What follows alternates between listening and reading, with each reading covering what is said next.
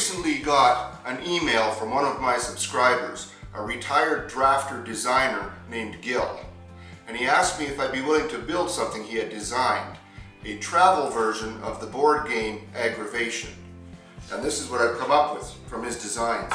And his designs are perfect. They're just absolutely wonderful. Without them, this wouldn't have happened. So here's what I've come up with.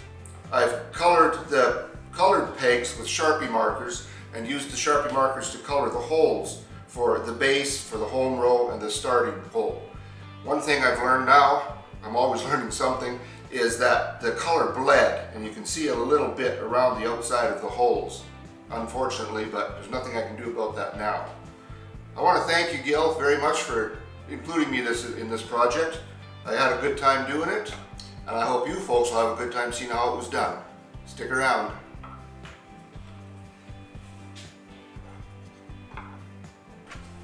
To make an 8-segment ring, I need to have my sled set to exactly 45 degrees, and I mean exactly. I'm setting my digital protractor to 0 degrees, expanding beyond 45 and then pushing it down between the arms to verify that it is in fact 45 degrees, as you can see.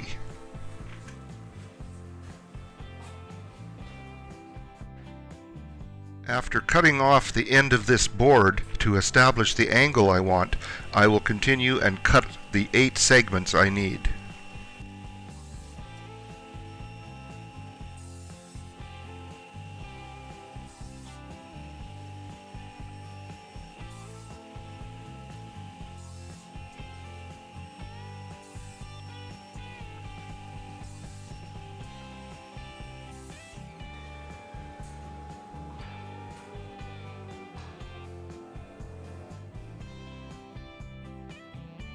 I was extremely careful to make sure that every segment was exactly 45 degrees, and yet there you can see light is showing.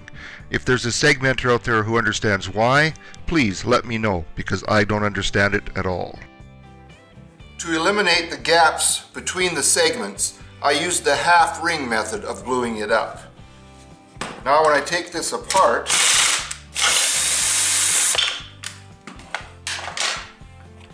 we'll be able to see that there's quite a gap, and I have another method for getting rid of that. First thing I want to do is just put some pencil marks so I can identify when they've been removed.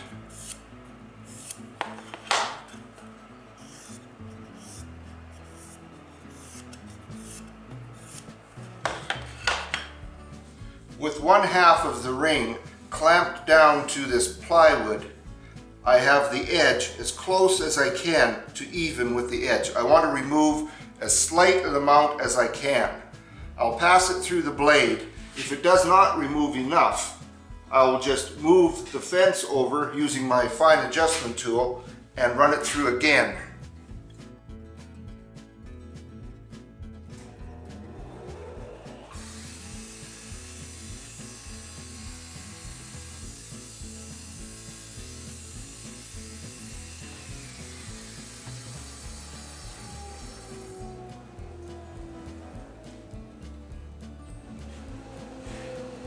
And I can see that it has removed all of the pencil lines I put on there, and it should be perfectly straight now.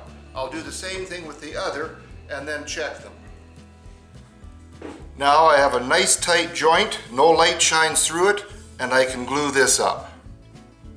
The glue up is finished, nice tight joints. My next step will be to put a 7/8 inch plug right in the center. To try to get it perfectly centered, I'm going to measure from one side to the other, putting the 10-inch mark on there. This end comes out to exactly 19 1/4.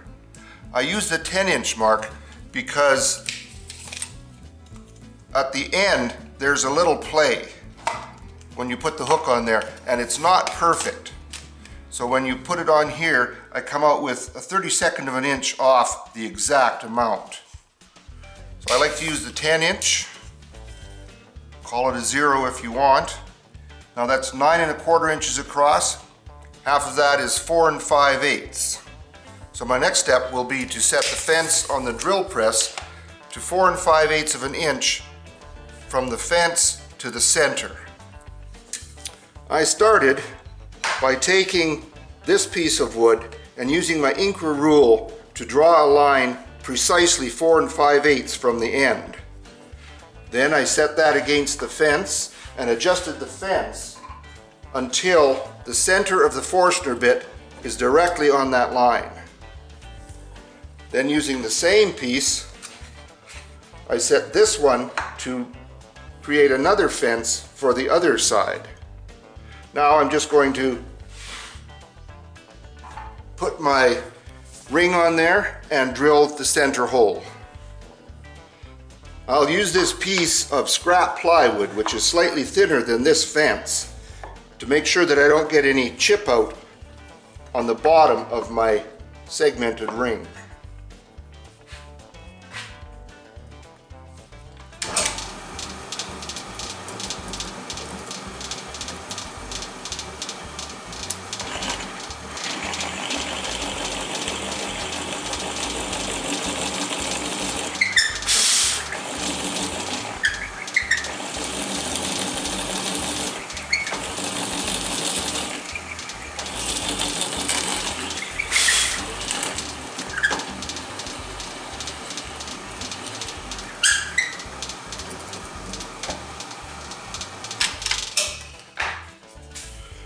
And that should give me a hole as close to perfectly centered as I can make it.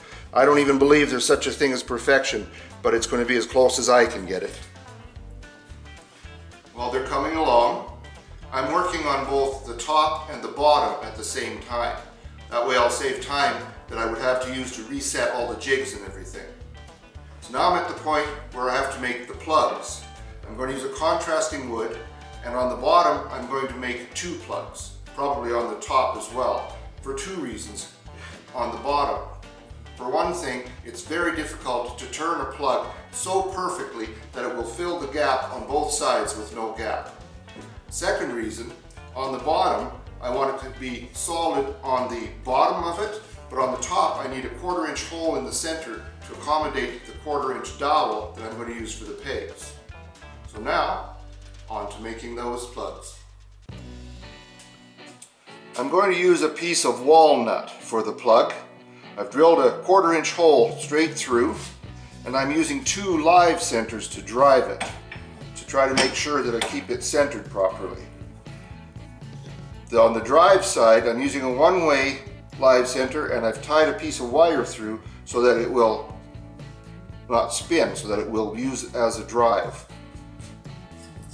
I've set my calipers to 15/16 of an inch, slightly over the 7/8 that I want. Once I get this down to that dimension, then I will start very slowly tweaking it up to 7/8 of an inch, and I've drilled a 7/8 of an inch hole through this piece of scrap that I can use to check with. Now it's just a matter of turning it down to that dimension.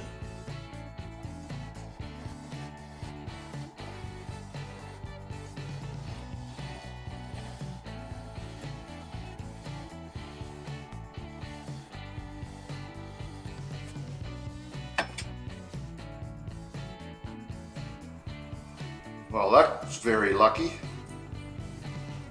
I got a good size fit right there. I don't think I've ever done it before without 6 or 7 tries, but I'll take it.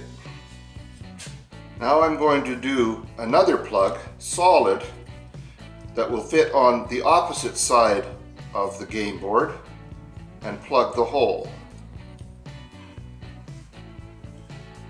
Well, I have the plugs inserted in both the top and bottom plates, and I'm going to start working on the bottom.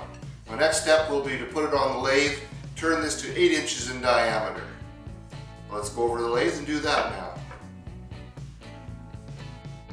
I'm using the tailstock to be sure that this plate is centered.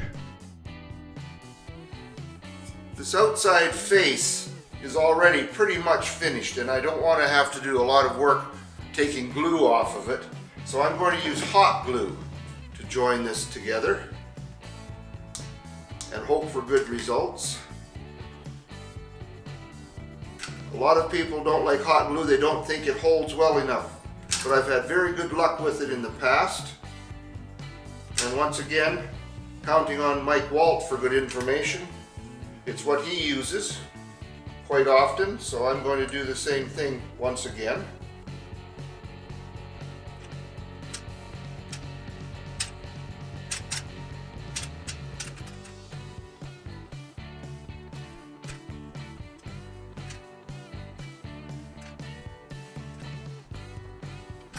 I've been very generous with the glue. Now I'll just give it a few minutes to cool completely. I need to mark this for an 8-inch diameter. So I'll mark a 4-inch radius, which will be from the 1-inch to the 5-inch mark. And then I'll hold the pencil on there and spin it to get that 8-inch diameter. And I'll turn it first just a little bit bigger than that, and then sneak up on that 8-inch diameter. For the sake of safety, I like to keep the tailstock up there for support as long as I can. I'm going to be turning this right now at 1000 RPM, and I'm just going to use the parting tool to take off the outside.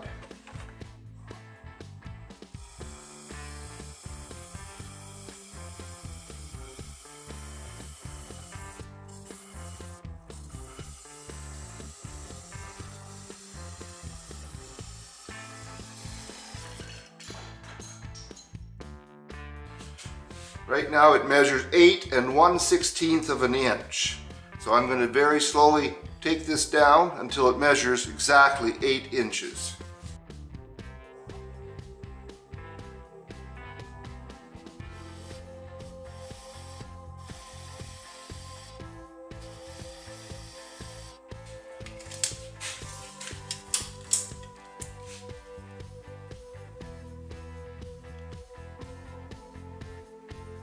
I'm over it by what looks like about 1/64 of an inch.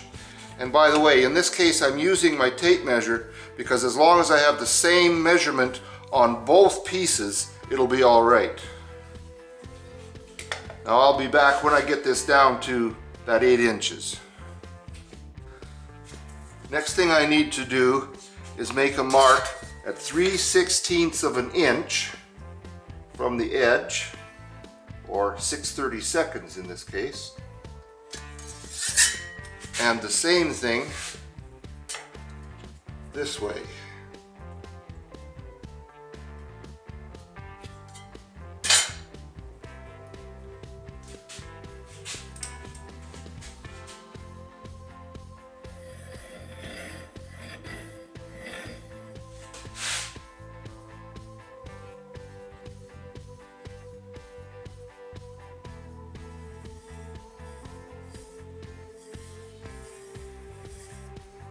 And now I need to take out that little corner. I'm going to use my skew chisel to define these two edges, and then my parting tool to remove the bulk of that wood.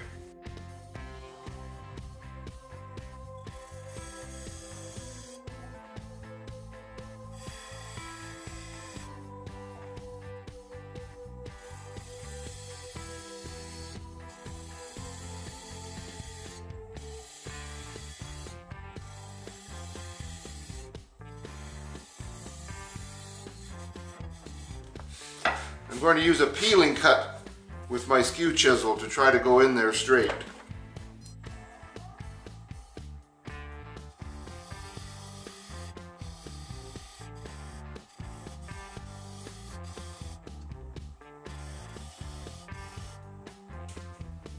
Now I need to come in another 3/16 of an inch from this new edge, which is 3/8 from the outside.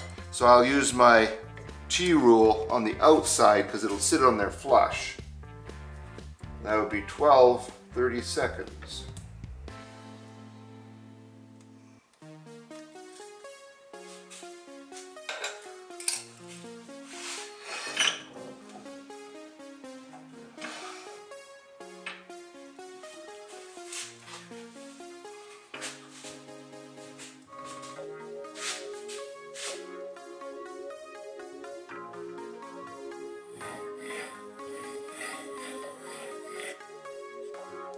Okay, now I will define that edge again with the skew chisel, and then I've got to start hollowing from there in.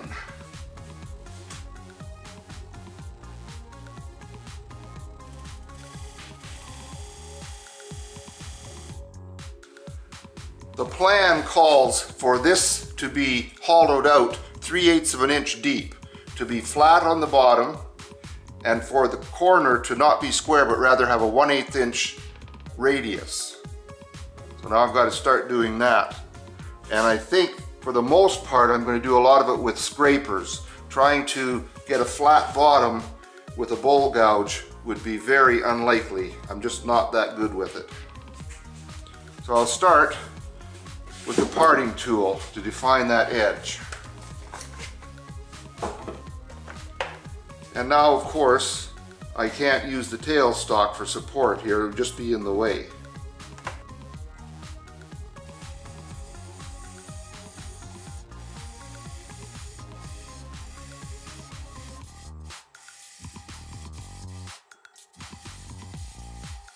This depth is another thing I'm going to have to sneak up on.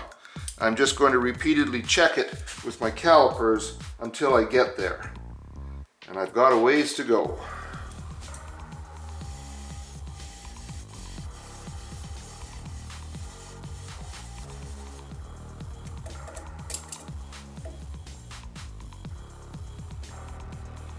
(19/64ths), getting very close. I have 5/64ths of an inch to go, and I really do not want to go past that. I'll be back just as soon as I get that measurement. I have that now 3/8 of an inch deep, and I'm going to carry on from here with the scraper, trying to match that up very slowly once I get close.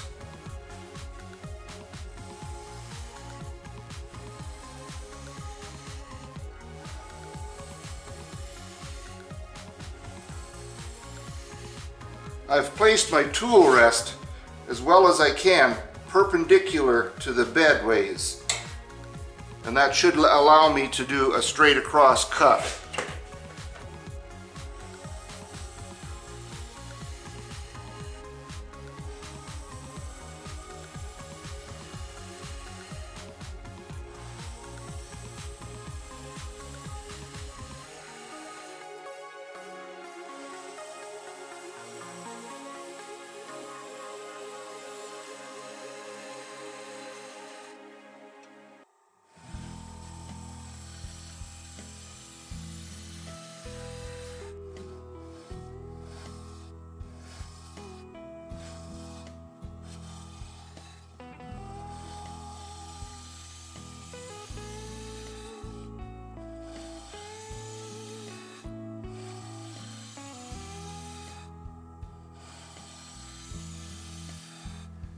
I just like to put a straight edge in there to see how flat this is. It's dished a little in the center, kind of humped in the halfway in here.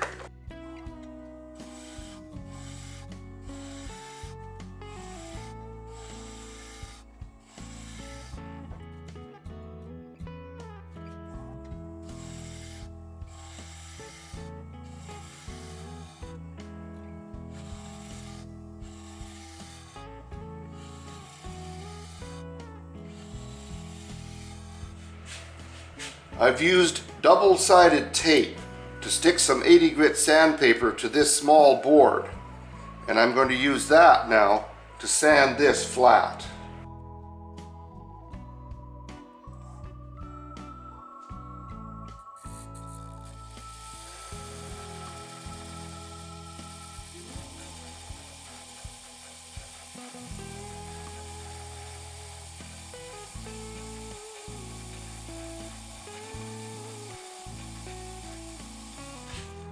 A little board has made this nice and flat now, very nice and flat.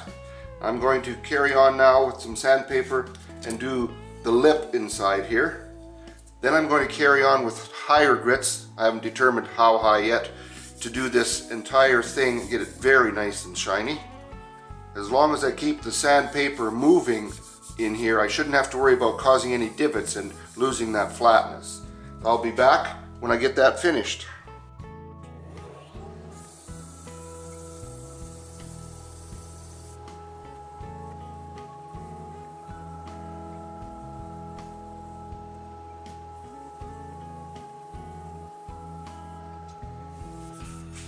I have sanded it to 400 grit. Just beautiful finish in my humble opinion. I've reversed the lid into my coal jaws so that I can sand the top of it.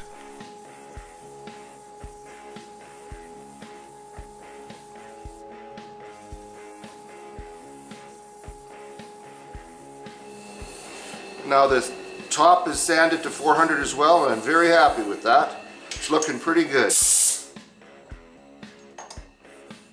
I think this will do. Now on to the bottom. Now I'm ready to start working on the bottom part. I've marked out the circumference and I'm going to turn that away, and I'll be back once I get to the point where I'm going to be doing things differently from what I did on the bottom. Now I want to make a lip so that this will fit inside. I've marked this. I know it's too small, but I'm going to clean it up here a little bit and then work my way out very slowly until I get a good fit.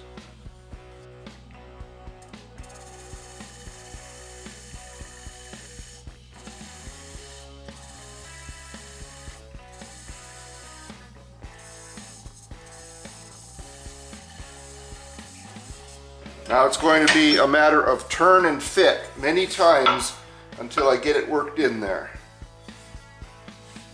7 7/16, and I need 7 9/16. I'll clean it up to there and then carry on.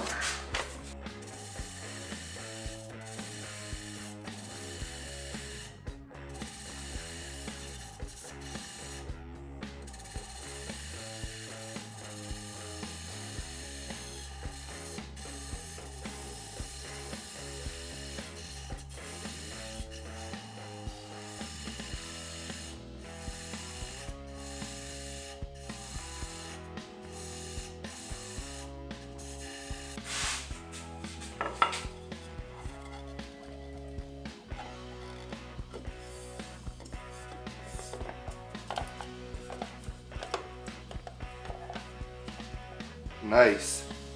Snug enough. What I want to do now is I'm going to take a piece of dowel and use the tailstock to push it against this, and then I'm going to true the two of them up to the same size.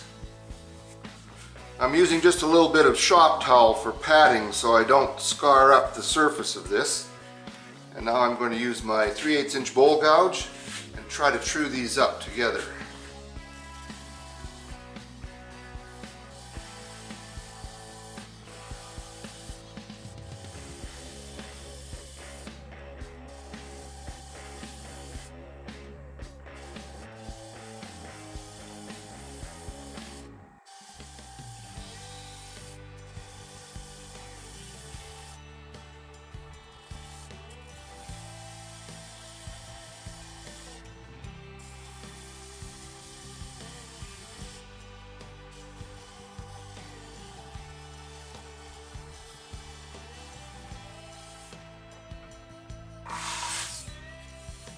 Now with the two of these at pretty much the same size, it's not identical, but it's close enough. The sanding will take care of that.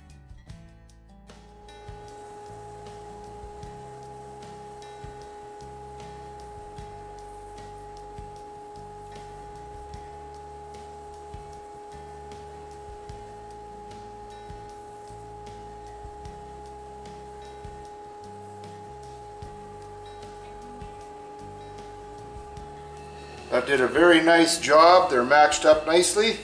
Now I'll carry on with the inside of the bottom plate. In his original design, Gil had wanted this hollowed out 3/8 of an inch deep, just like the bottom was.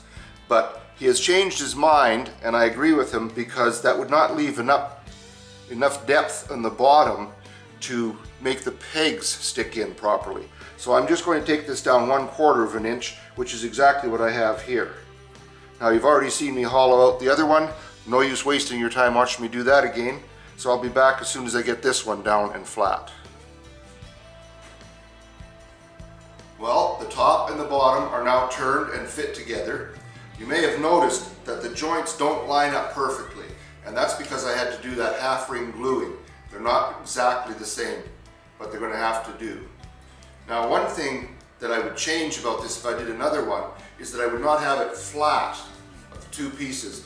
The reason for that is that it's a little bit snug, and in fact my wife's hands are not strong enough to pull it apart. So instead of making it flat, I would bring them into a valley so that they can be pulled apart more easily. Now my next step is to drill the holes in the bottom for the pegs. But before I do that, I'm going to put a few coats of Minwax wipe-on poly in here, because if I try to do that later after the holes are drilled, I'm going to end up with a whole bunch of poly in the holes, and I don't want that. So I'm going to put some coats of poly on here. While that's drying, I'm going to work on the template that I'm going to put inside in order to drill the holes. So I'll be back. I'm using a small piece of shop towel to apply the Minwax wipe-on poly.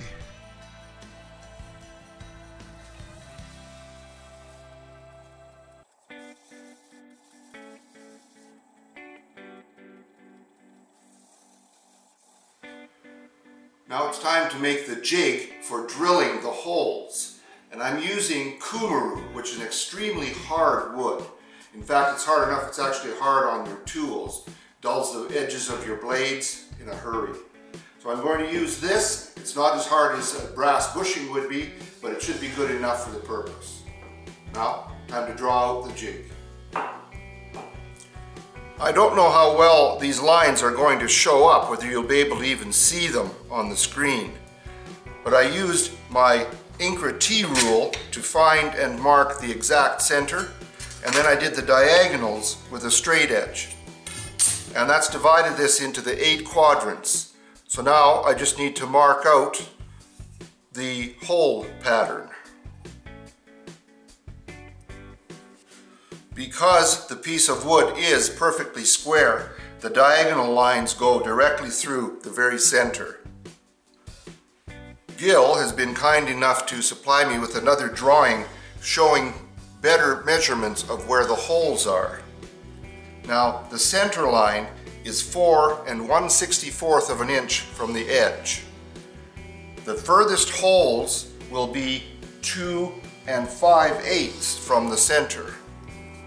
Now, I'm no mathematician, but figuring it out, 4 1/64 is the same as 3 65/64. Subtract 2 5/8, which is 2 40/64, gives me 1 25/64 from the edge. So I can draw a line at that. There's 25. Don't know if that's going to show up there. And then I reduce that number toward the line, or add, in fact, 3/8 of an inch for each one. So the next one would be 1 49/64, and so on.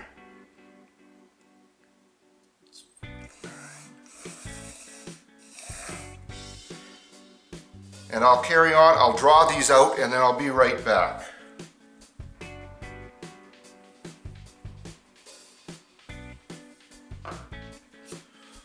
Now, I don't know if they're going to show up for you, but I've got marks for all the holes I'm going to have to drill, including the center one. I started putting these in the wrong spot because they shouldn't actually be on that line, I realized. So I've drawn arrows to indicate the ones I'm actually going to drill so I don't make a mistake with those. This is the paddock row here.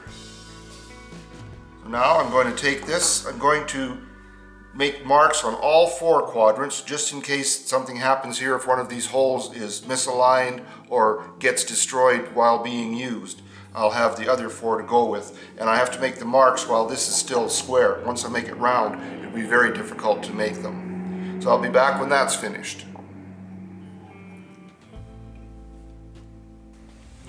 Before drilling, I wanted to make sure that the table was perfectly square to the bit. To do that, I've taken my 1/2 inch knockout bar from my lathe and used it.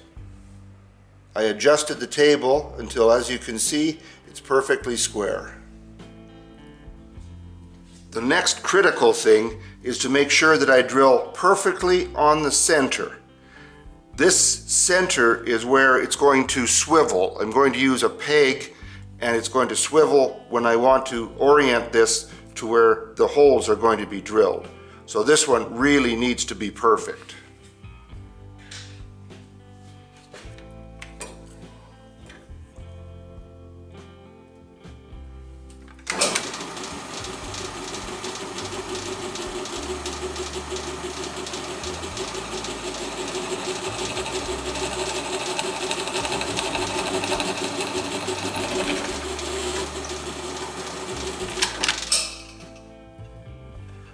And I used a backer board to make sure I didn't get a lot of chip out on the underside.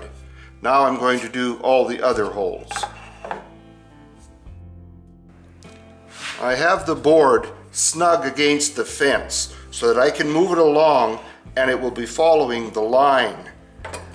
Now when I want to do the next holes, it's just a matter of lining up the point on the hole and drilling.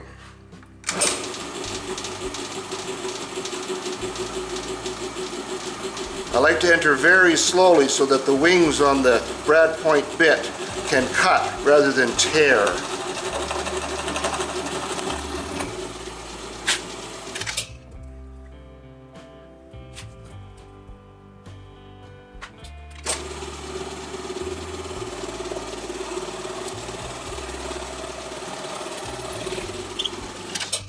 Won't take long for this to get boring, so I'll be back just as soon as I've got the holes drilled.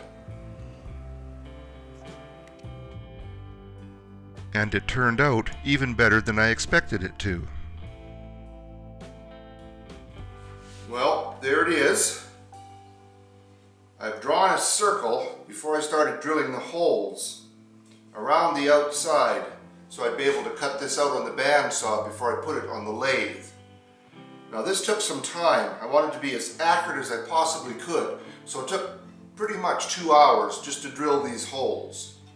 So now I'm going to cut that out on the bandsaw, put it on the lathe, true it up, and make sure that it's going to fit inside on the bottom plate here. I'll do that. Be right back. I've mounted this on the glue block again, but I've just used very little bit of glue. I was going to do this without glue at all, but I realized I want to be able to pull the tailstock back so that I can make sure that this bottom plate will fit over it. Now I've made a couple of marks here. The inside one I believe will do it. So I'm just going to turn this down with my bowl gouge and we'll see if it'll fit.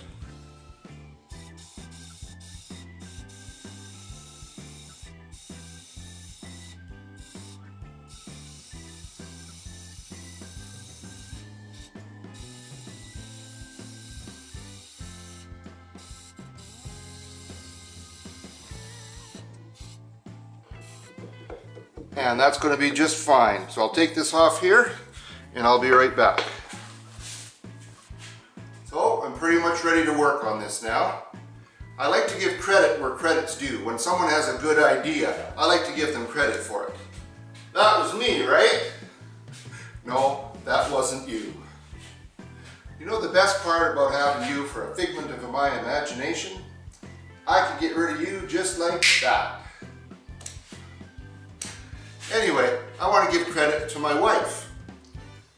I was going to put this on here, drill the holes in one quadrant, and then turn it, just swivel it around to the next quadrant.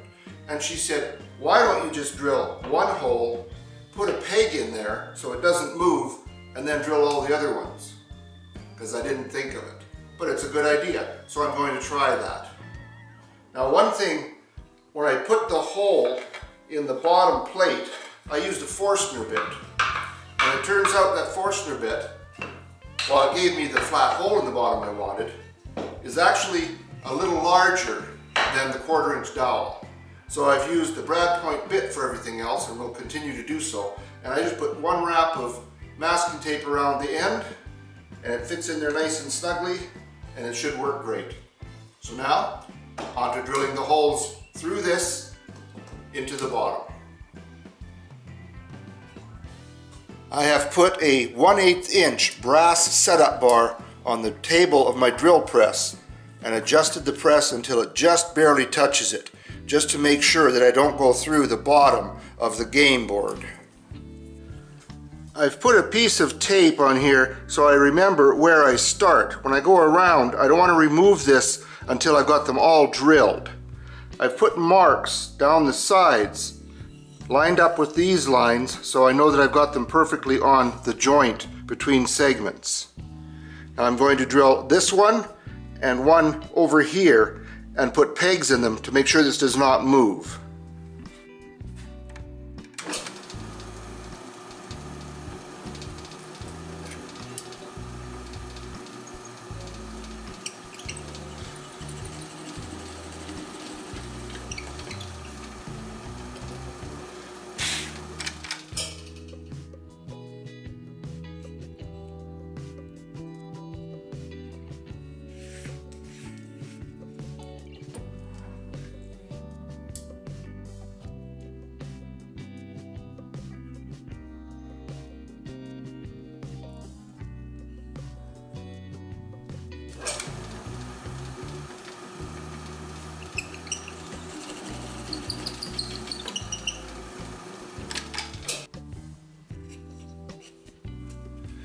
Now, just to make sure it's not through, so I will drill all the rest of the holes and then I'll come back and show you the result.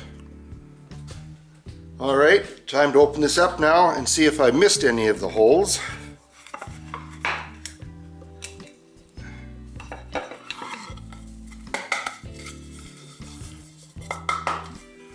A little bit of tear out. I'm just going to put it back in the coal jaws, spin it with 400 grit, take some of that off, and I think this is going to be just fine.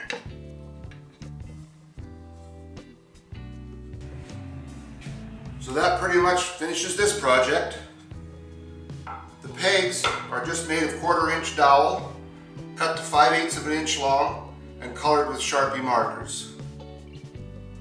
Now all I need to do is put a dice in there. I've made an extra pack of the pegs because if it's played by kids, they're going to get lost eventually. And I'm going to send this off to Gil. Thank you very much, Gil. I really appreciated the fact that you would send me those drawings and trust me to do this for you. I hope you're pleased with it when you get it. And thank you folks for stopping in and watching. Have a great day in your shop. Don't forget to subscribe if you haven't done so, and take care.